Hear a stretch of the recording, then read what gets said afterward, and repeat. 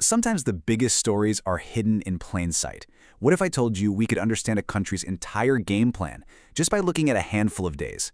Sounds kind of out there, right? Well, that's exactly what we're going to do today. We're diving into just 1 week in India to see how a few key events tell a massive story about a nation on the move. So the big question is, how does that even work? How can a few days in October really tell us anything meaningful about a nation's priorities? Well, we're going to connect the dots between some events that, on the surface, look totally unrelated. Think of it as our special lens to watch a country's grand strategy play out, right here and now. Okay, so as we look at this week, a pattern starts to show up.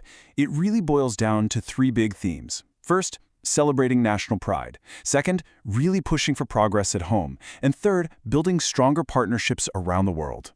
Let's jump in and see how it all connects. All right, first up, national pride. Let's start with those moments that really get a country buzzing, the ones that bring everyone together. And for that, we're heading straight to the world of sports, where something pretty amazing happened. 18, that's the number, and it's a big one. This is the total number of medals India brought home from the 2025 World Para-Athletics Championships.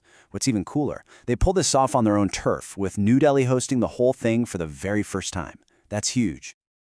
And let's look at what that 18 is made of. We're talking 6 gold, 7 silver, and 5 bronze medals. I mean, wow. This isn't just their best performance ever. It's a real statement to the world. It landed them a top 10 spot globally and basically put everyone on notice that India is a serious contender in para-athletics. Now, that feeling of national pride wasn't just on the athletic field.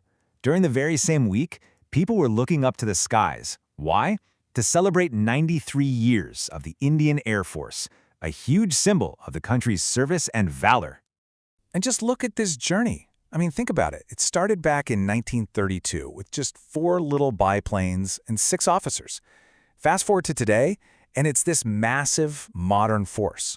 So when the whole country celebrated on October 8th, it wasn't just about blowing out candles on a cake.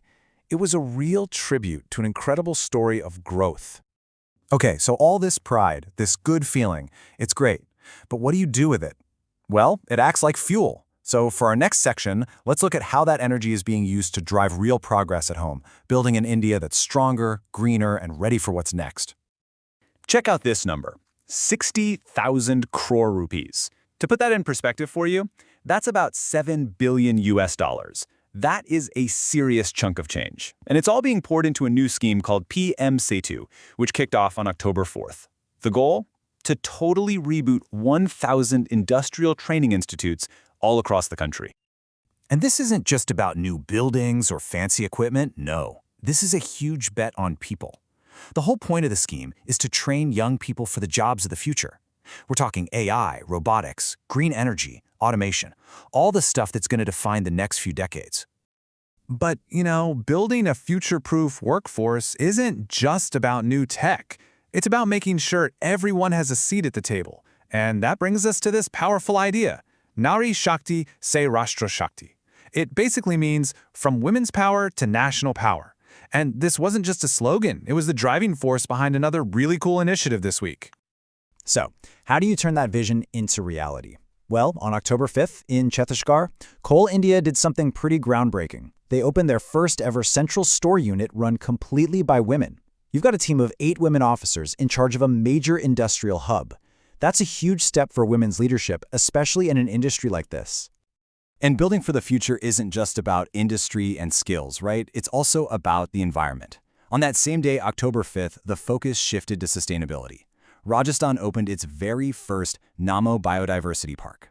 This is a big deal for protecting the local Aravalli ecosystem and, just as importantly, bringing more green space into the city. So you see this pattern, right? Pride fuels progress at home. But that's not where the story ends. All that internal momentum gets projected outward, onto the world stage. And that brings us to our third and final theme for the week, strengthening global partnerships. Let's head out to sea. On October 5th, Exercise Konkan kicked off. Now, this isn't just a practice run. It's a full-on naval exercise with the United Kingdom's Royal Navy. The whole point is to make sure they can work together seamlessly when it comes to really important stuff like maritime security. But here's the really interesting part.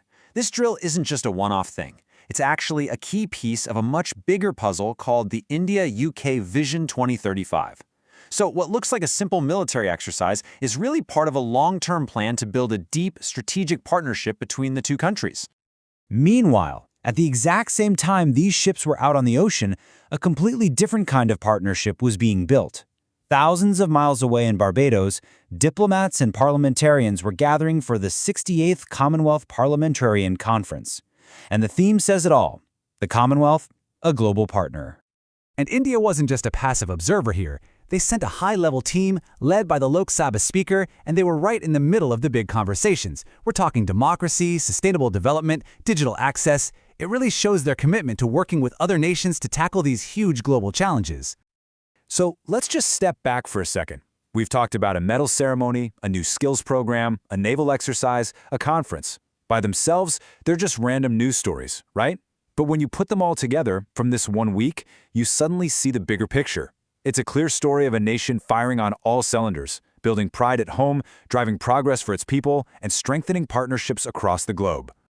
Really, this 1 week gives us an incredible snapshot of a country that's not just sitting back and waiting for the future to happen. It's actively out there building it, piece by piece. And it leaves you wondering, right? If this is what can happen in just 7 days, what does the next chapter even look like?